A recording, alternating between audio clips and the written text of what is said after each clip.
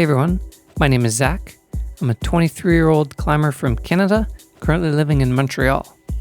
Welcome back to my training series, where I record most of my training and provide in-depth analysis of every session. So, it has been actually a little while since we have featured just a proper training series video.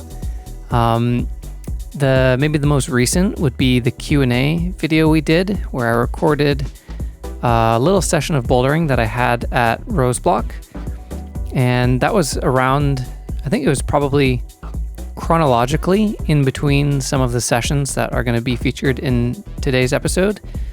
But during that session, we were, of course, doing a Q&A, and we weren't really talking about the training that I've been doing or even the boulders that were happening. And so anyway, it's been a while since I've given an update on my training and what the plans are going forward. And there's definitely some things that are going to shake up a little bit now that Pan Am's is concluded, and we're looking for the next thing to train for. So in terms of competitions, it's actually going to be quite a while without any events at all. Maybe some smaller local ones scattered around. And actually, I kind of procrastinated recording this voiceover here, and I've already gone and done a local event at a gym called Bloc 9.81 that actually happened a couple days ago. We didn't get a video from that one, unfortunately, though. I actually forgot to bring the camera. But yeah, maybe just a couple local events like this here and there. But in terms of some big events to train for, the next thing would be the first World Cup, which is in China and isn't till April. There's also what we call the Canadian High Performance Competition. So that's kind of a selection event that helps determine the Canadian team to go to World Cups. So that's happening in February, and I was debating doing it or not. It's good experience, and they always set really hard boulders that is good to practice on, but it's kind of it's on the other side of the country. It's not necessarily the most convenient event to go to all the time, and the way that things are shaping up this season is that the selection event actually doesn't matter that much for my Team Canada position this year. I have a pretty good spot. I guess I haven't mentioned, after Pan Am's, I'm in third right now in the Canadian ranking. Matt moved ahead into second, and then Oscar is still in first. So I'm in third right now, and Team Canada for male bouldering going into next season is going to have 3 spots. So being in third basically means I'm on the World Cup team, which is quite good. And actually, I wasn't necessarily on the World Cup team for the past couple World Cups that we did, a couple months ago. I was an alternate. So what that means is a couple people turned down their spot and didn't want to go to Prague or Seoul, and I was ranked 5th, which is why I got to go, because a couple people said no. But now what I have going into next season is I have the first right of refusal, right? I'm in the World Cup spot, and I basically have my pick until somebody passes me in the ranking. And the way that would happen is by people doing North American Cups and earning enough points to pass me in the Canadian ranking. And basically, the high performance competition this year isn't going to be worth enough points for anybody to move ahead of me and take my 3rd place position. So anyway, I guess this is all to say that I've decided I'm not going to do the high performance comp this year. I'd rather just have a nice 3 to 4 months of training with 0 interruptions, which is going to be awesome, I think. It's actually been quite a while since I've had this, just uninterrupted month after month after month of training. And if I want to do a little local comp here and there, that doesn't really interfere with the schedule so much, right? Whereas if I'm doing a high performance competition, I don't want to just hop off the couch and go do an event like that. I'd want to hit a little bit of a peak, So I'd have to adjust the training accordingly. We'd have to go probably spend a little bit of time at West as well, because that's where it's taking place. So yeah, anyway, this is all to say that on the horizon, we have, okay, so what is it? It's like mid-December. So we have January, February, March, maybe like 3.5 months of just training, which is going to be so awesome. And yeah, honestly, the biggest theme of this massive training bout that we have is kind of what we're looking at on the screen right now. And that is training on the spray wall, trying hard boulders and getting really strong. Because that third boulder from semifinals at Pan Am's is going to haunt me. The yellow crimp line, for those who remember, it was just like a straight power boulder that I wasn't able to do. And typically this is my strong suit in a competition. And what I have been realizing over the past few months, but I think Pan Am's was like the nail in the coffin that really made me realize, like, my strength has regressed a little bit, I think.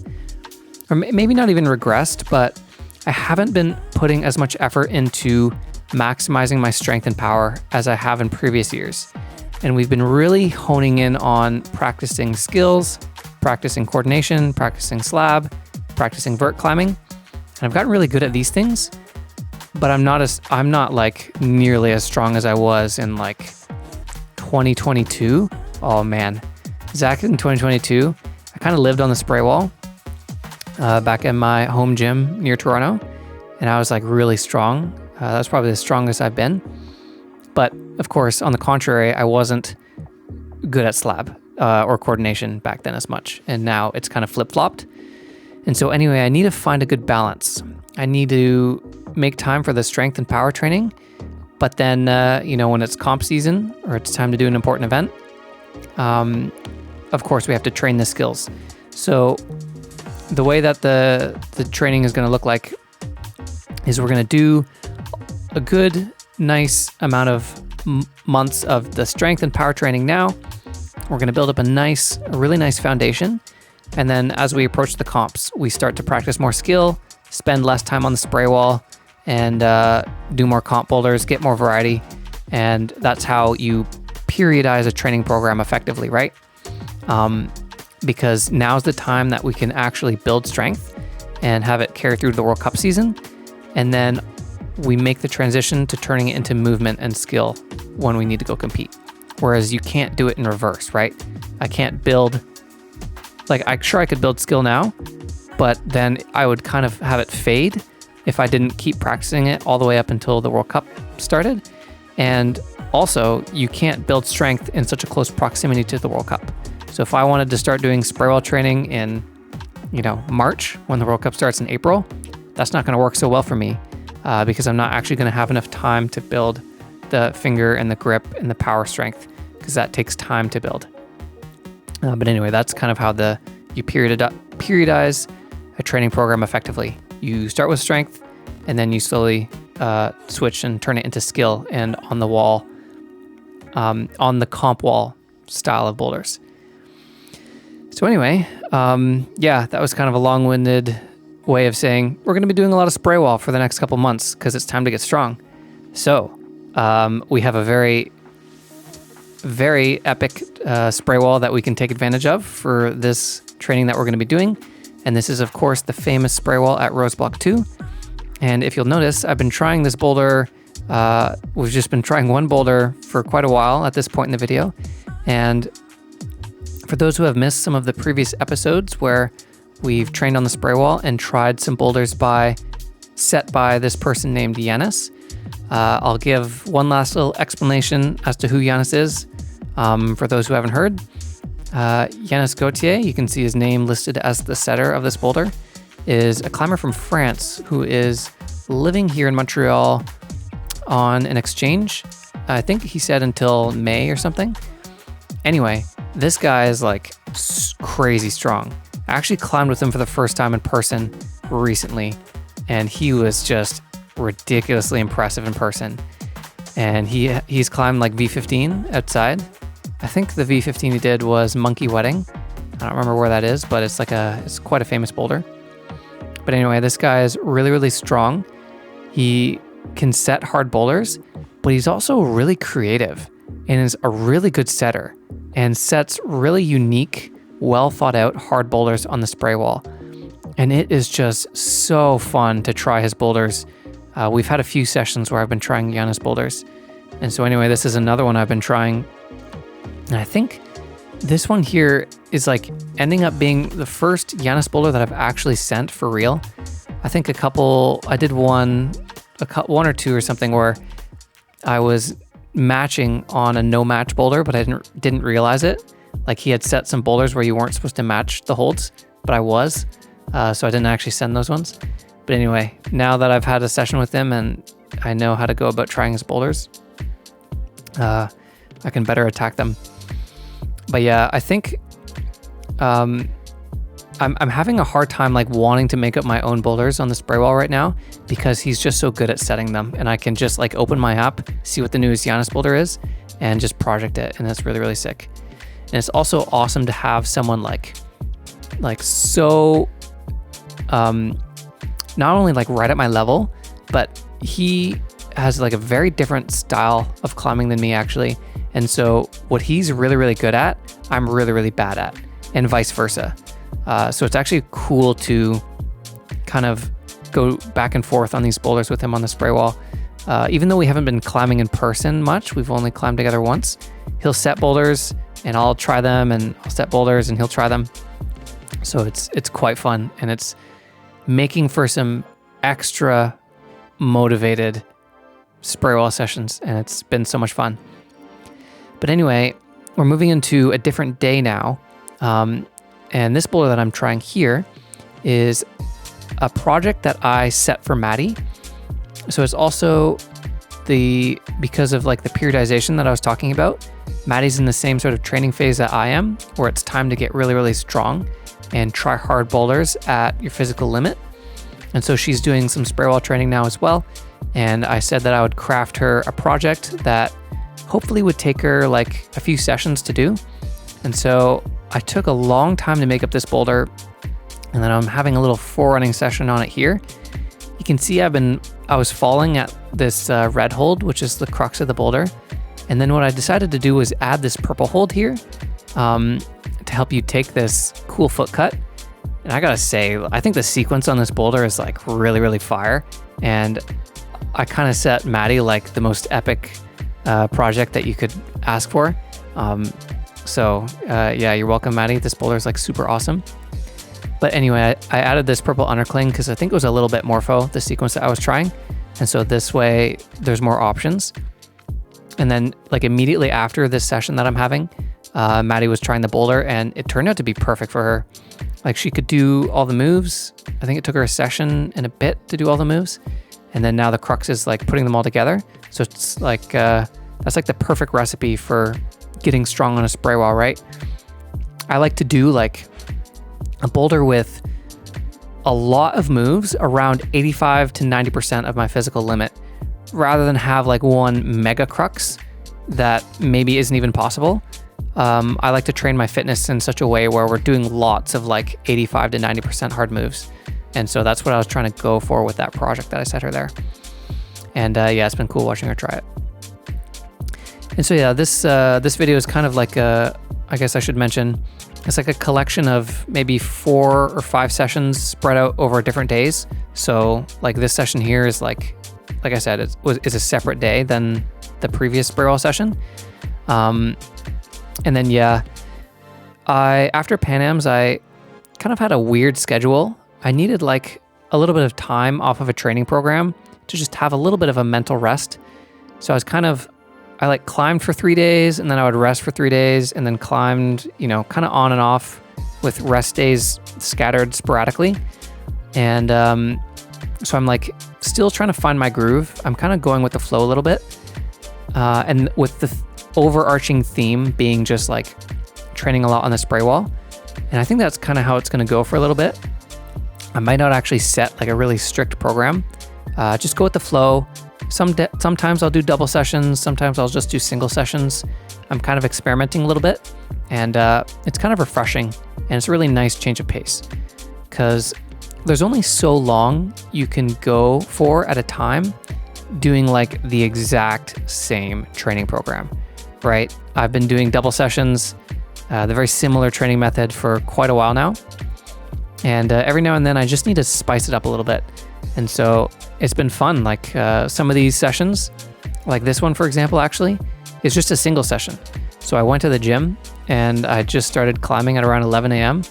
And I probably climbed on the spray wall for like 2 hours or something. And and that was it. I was done for the day. And it was really, really nice and chill and refreshing from like the grind of the double sessions. So yeah, that's kind of what we're doing these days. Just going with the flow and climbing a lot on the spray wall and just getting really strong, trying hard boulders. And it's so much fun. I'm like really, really motivated on spray wall right now. And just like getting like super in the zone and in the groove of this spray wall and seeing how far I can push myself. It's been a while since I've done this kind of training and I'm really, really psyched to do it. So anyway, the theme of this session, as you can see, is this Janus boulder. So this is a different one. Like I just opened my Stoked app when I got to the gym and I saw this new Janus boulder. I'm like, sick, here's my project for the session. And like he always kind of sets like almost the same difficulty with all his boulders. It's quite fascinating. It's like hard sandbag V11 is his sweet spot. So this boulder, I think, at this point we've done all the moves, but this one is like super sustained. So you can see I'm finally like making my way through the biggest crux, which is sticking the purple from the start. And then man, like to have the power endurance to match this like pretty terrible pinch as the finish is quite difficult. Like individually, that move isn't too hard to match the finish pinch, but from the start, it's real hard. And I was like really pumped out. But I could tell that maybe it would go pretty fast on another session since I managed to make it all the way up to the finish in just one session. And then I'm hopping on a boulder that we tried a while ago, actually. This is probably some of my best work on the spray wall, actually, so far. This is one of my boulders. And I think on maybe our second session or something, I managed to drop the finish hold from the start. And at this point in this session, I was like getting really pumped. So I just decided to put one try on that boulder. And then the session was over. So we came back here the next day.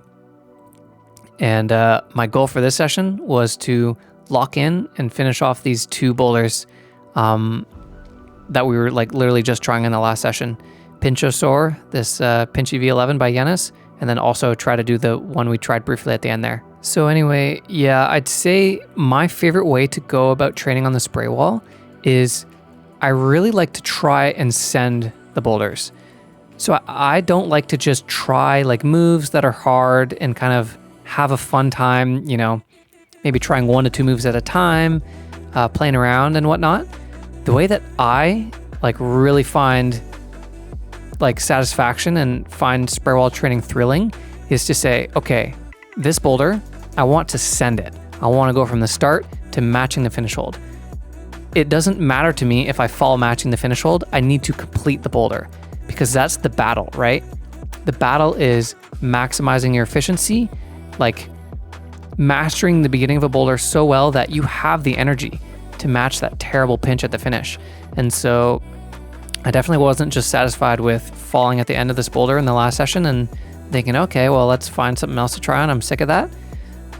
No, this is like the exciting part to me is really, really putting my stamp on the boulder and getting a send of it. And this is also nice, I think, and is a really good way to train your fitness because you're not only training power, because we're doing moves that are like hard for me, but we're also training power endurance because we're doing a lot of these moves consecutively, and we're also training efficiency and just fluid climbing because I can't waste like any bit of time when I'm trying a boulder like this. I have to connect all my moves really well, not make any mistakes. And so this is like really good for efficiency training. And we can see on this attempt here, I'm doing a pretty good job of this. As soon as I made it up here and I got one hand on the finish pinch, I could tell that I had a lot less lactic acid built up than the last time I got up there, and I could get a fun send of that. But yeah, like this is like my favorite way to train spray wall, is to, once I've like learned that a boulder goes, like I can do all the moves, my absolute goal is to send the boulder. And yeah, it's just so good for so many reasons. And actually another reason as well is that's kind of overlooked, I find a lot with spray wall training, is it is a really good way for me to practice my breathing as well.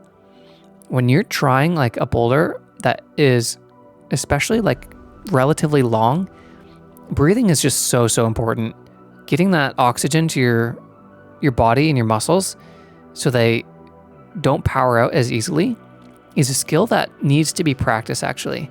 And knowing when to breathe, how powerfully to breathe, it's really good to practice and work on. And spray wall training is typically where I get the best, this training at its finest, because there's no escaping like the sustained 45-degree angle where it's just power move, and breathing is just so important. So yeah, there's like so many reasons spray wall training is so much fun and so good for training. So anyway, here we are hopping on this boulder, Flash Set. I called it Flash Set because, as the name suggests, I kind of made up this boulder. I chose all these holds, and then it actually didn't end up needing any tweaks. It just worked right off the bat, which is quite cool. And man, this sequence is like really sick. And I was like getting so pumped at the end for this last move. Like I said, I dropped the finish move of this before because you're just so pumped at this point. And keeping like moving up to the red pinch from the start is so hard. And then you have another hard move to go to the finish. I decided to put that one at V12 on the spray wall because it definitely felt a step up from all the other boulders that I've sent so far on that wall. And it also took me the most amount of sessions. I think I tried that over the course of 4 sessions, where I put like at least 5 or 6 tries on it on each session. I guess minus the last session where we just put 1 on at the end. But anyway, that was probably my best send that we've got on the spray wall so far. That one was really sick, and I thought it was a cool boulder. I was proud of that one, that I made it up.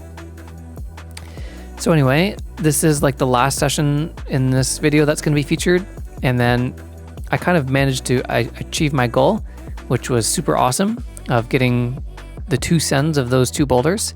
Because like I said, like my goal is to send the boulders, and so that was the objective for the day. And we had a little bit of time left in the session.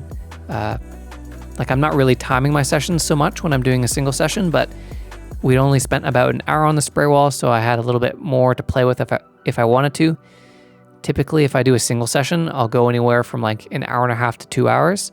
So I said, okay, let me hop back on these slabs that were actually featured in a vlog that I'm fairly certain has come out at this point. We just hopped on these slabs briefly and got like absolutely shut down in the vlog that we did. And so I wanted to revisit them. This white one in particular was like, it's so difficult to trust this triangle volume. And I guess you can see now that I've come up with a new sequence where we go with the high foot on the foothold and then bump the right foot in. So I got to mention, this is like maybe 20 to 30 minutes in trying this boulder. I was like flailing on this for a while. I actually didn't include the clips in the video because it was just very repetitive. But there are a lot of attempts that didn't make it onto camera here of me trying to match feet on that middle big triangle that's covered in so much rubber, as you can see, and just slipping and like smashing my face on the wall. But anyway, then I came up with a sequence where I do the high foot first and then bump the right foot in, which is a little bit unfortunate actually, because we're not really practicing balancing on the slopey volume. I'm kind of breaking the boulder like this, but yeah, it's kind of fun too sometimes when I'm doing these single sessions and I'm just focused on spray wall, but then like I sort of achieve what I wanted to achieve in a session, and I don't really want to start trying a new project. I don't really have the energy either because I just sent 2 boulders that are like super physically difficult and near my limit. And so I need to kind of chill, and I'm like, okay, well, I'll just go finish the session with slab. It's not often that I train like this, and I haven't done this in a while, because typically when we do double sessions, one session is very focused on one thing. Like we go and we do an hour of only spray wall, and there's no like mixing and matching. Or, you know, we go and we do an hour of just boulders where we do slabs and like other gym sets. But it's kind of fun to do a single session where I go do some spray wall, and at the end I can go do slab if I want to. I don't usually get to do this, so it's kind of just a fun little change of pace. But anyway, yeah, with the training series, we can expect a lot of spray wall going forward, and just trying like really hard boulders and having fun. So hope you enjoyed this one, and thanks for watching. I'll see you in the next one.